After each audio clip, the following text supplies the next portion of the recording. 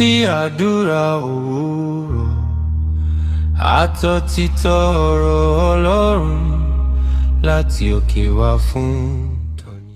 Gbogbo ọmọ Ọlọ́run yóò gbọ́dọ̀ bójútó ìlànà rẹ̀ láti lè ní ẹ̀rí àti èrè gẹ́gẹ́ bí ètò rẹ̀. Ẹ káàbọ̀ sí àdúrà òwúrọ̀ àtòtítọ́ ọ̀rọ̀ Ọlọ́run láti òkè wá fún tòní. Ìwé Mátíù orí 6 ẹsẹ̀ 33 rẹ̀ wípé, ṣùgbọ́n ẹ tètè wá ìjọba Ọlọ́run rán àti òdodo rẹ̀, gbogbo nǹkan wọ̀nyí lè a ó sì fi kún fún yín.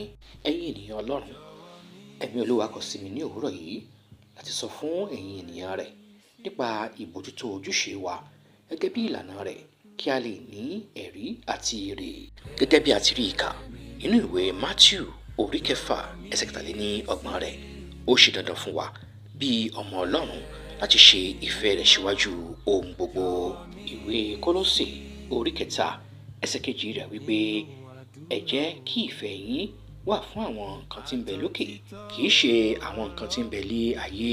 Ará àti olùfẹ́, kò sí ẹnìkan tí ó ṣe ìfẹ́ Olúwa síwájú ohun gbogbo tí Ọlọ́run kò ṣe àkíyèsí rẹ̀ láti fún ní ẹ̀rí àti èrè.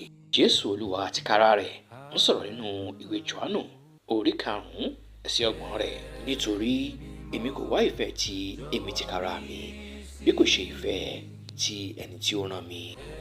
Ẹ̀yin olùfẹ́ nínú agbo ìgbàgbọ́, gbogbo ẹni tí ó ń pòǹgbẹ ẹ̀rí àti èrè ni ó ní ojúṣe kan láti ṣe gẹ́gẹ́ bí ìlànà tí Olúwa fi lélẹ̀. Gẹ́gẹ́ bí a ti rí ìkà nínú ìwé Jòhánù orí 4 ẹsẹ̀ 30 rẹ̀, Jésù wí fún wọn pé oúnjẹ mi ni láti ṣe ìfẹ́ ẹni tí ó rán mi àti láti parí iṣẹ́ rẹ̀. Ẹ jẹ́ kí a gbàdúrà. Bàbá wa àti Ọlọ́run wa, ní orúkọ ńlá Jésù Kristi, àwa mọ̀ wípé kò sí ẹni tí ó fi ìfẹ́ rẹ̀ ní ṣíṣe síwájú ohun gbogbo tí kò ní ẹ̀rí àti èrè. Jọ̀wọ́ fún wa ní oore ọ̀fẹ́ láti bójútó ìlànà rẹ kí a lè ní ẹ̀rí àti èrè. Olúwa, ní orúkọ ńlá Jésù Kristi, dákun ràn wá lọ́wọ́ láti ṣojúṣe wa gẹ́gẹ́ bí ìlànà rẹ. Má gba ohunkóhun láàyè láti yẹ̀ wá kúrò lójúpọ̀nà ojúṣe wa sí ọ Olúwa.